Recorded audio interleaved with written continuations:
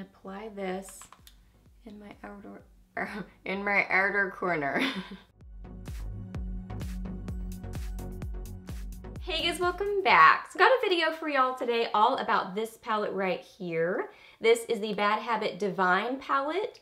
So we are going to talk about the pricing, we'll look at the packaging, we'll look at some swatches, I'll talk to you guys about the formula and what I think about that, how these shadows are to work with, and then I'll give you my overall thoughts and impressions on this palette, and then I'll also show you a tutorial on how I did this look right here. So yeah, just chatting about this palette today, so let's get to it. So the price of this palette is $16. As far as the packaging goes, this is what the outside sleeve looks like. Very pretty. So it's not a super involved design or anything, but it's still really pretty. It's got that kind of metallic-y, geometric sort of a shape to it. This is what the actual palette looks like, so same sort of situation.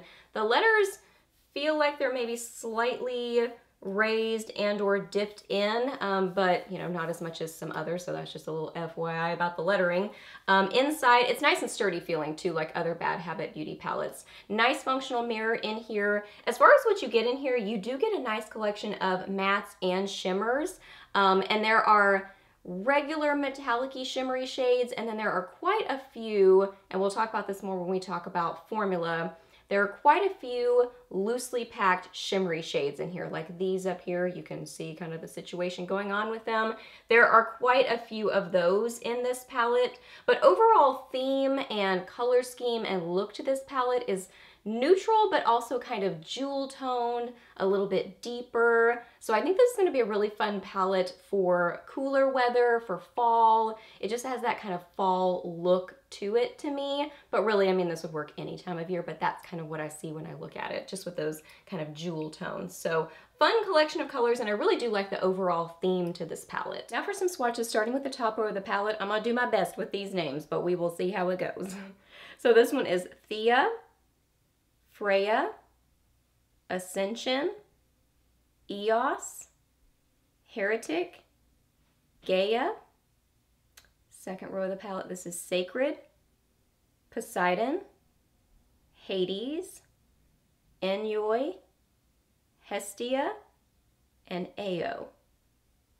Bottom row of the palette, this is Persephone, Luna, Relic, Nirvana, Blasphemy, and Soul. So there are those.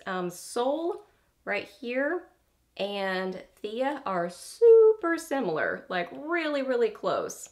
At first, I really could not figure out a difference between the two, but I think that Thea has a little bit more brown to it, just a tiny bit more, and Soul has just a little bit more green to it, but they are really, really close, but all very pretty swatches. So let's talk about the formula on these shadows. So there are some different things happening in this palette. First off, the mattes, they are a soft formula. So if you have worked with other Bad Habit beauty shadows in the past, particularly their mattes, you're familiar with this kind of a formula. It's just a soft shadow that really requires you tapping off your brush. A little bit goes a long way with them, but they are blendable, they are buildable. Just use a little bit less than you think you need, and also definitely tap off your brush. So that's what's happening with the mattes. The regular metallic-y shades, like this one right here, this one, those are a really nice, very buttery metallic formula. They're very, very pretty and pigmented. So those are really easy to work with. I mean, just using a flat brush, they're easy to work with.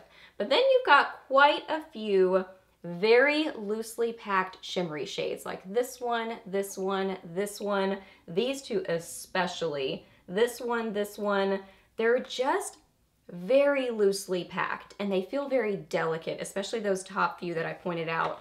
They're just really, really loosely packed. So you absolutely have to use some kind of a mixing medium, either a setting spray. I haven't tried them this way, but I would think a glitter glue would be even better, because if you don't, you are going to have fallout all over your face. Even I've tried to use these just with my finger and just kind of tap them on, and I had fallout on my face. Even using a setting spray today, I still had some fallout on my face. So they're just that really loosely packed shimmery shadow. So I don't think that they are unusable. They just really take some tweaking. If you do the tweaking, they're really, really pretty on the eyes. They're very shimmery and beautiful, and they catch the light, so they're gorgeous shadows. They're just a little bit extra work to work with them. So overall thoughts on this palette, I personally really like it. I like the collection of colors. I think it's really beautiful and has this kind of depth to it. So I think it's a really beautiful palette. It just takes some extra work, particularly with those kinds of shimmery shades. So the question is going to be, do you want to fiddle with that? Do you want to worry about trying to work with it and tweak it? Do you mind fallout on your face? Those are all going to be questions that you'll have to ask yourself to decide if you would like this palette or not. For me personally, I still think it's really fun. I'm willing to work with it because I really like shimmery shadows. I think they're pretty on the eyes. I don't think it's the easiest to work with. I think it does take a little bit of extra time. So this won't be something that I grab for when I'm trying to rush out the door, but it will be something I grab for if I want something a little bit more dramatic, maybe for a date night or something like that. So I really like it, but ask yourself, what do you think about that sort of situation, and do you want to fiddle with it? So that's my overall thoughts and impressions on this palette. So now we are going to get into the tutorial on this look. Let's get to it. Okay, so I've already applied some eyeshadow primer and set that. So now I'm going to get some of, let's go with Blasphemy. Get a little bit of that, and I think I'm going to dot a little bit of this too to kind of lighten that a little bit. And I'm using a Cozette S175 brush, tapping off my brush and applying this into my crease and transition area. I want to kind of have some fun with my look today, so I'm going to get some of Thea, and honestly I could use this one too because they are really, really similar. And I'm going to get some of this on my brush. I'm losing my voice. And I'm going to spray my brush and apply this all over my lid and just build this color up. Kind of going to leave the very inner part of my lid open because I'm going to do a lighter color there, but I'm bringing this mostly over my whole lid.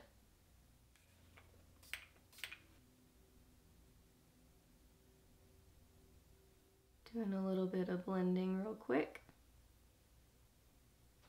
Now I'm going to take my Real Techniques detailer brush and I'm going to get some of Ascension on that. And again, I'm going to spray my brush. And I'm going to apply a little bit of this on the inner part of my lid and a little bit on the inner corner, but mainly on the actual lid. I'm going to take a small crease brush and I'm going to get some of Hestia on that brush and apply this in my outer corner. You get the idea.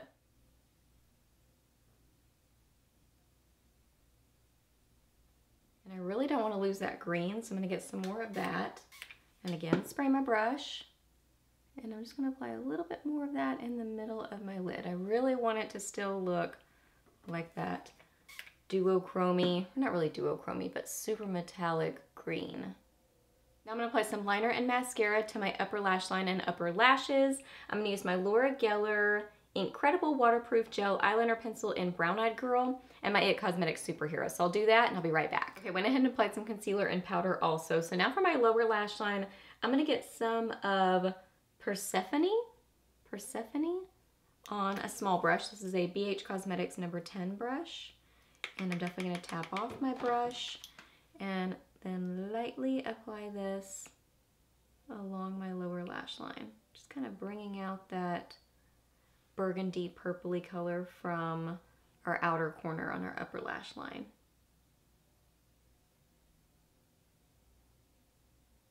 And I'm just going to finish up with some mascara on my lower lashes. I'm going to use my CoverGirl Clump Crusher.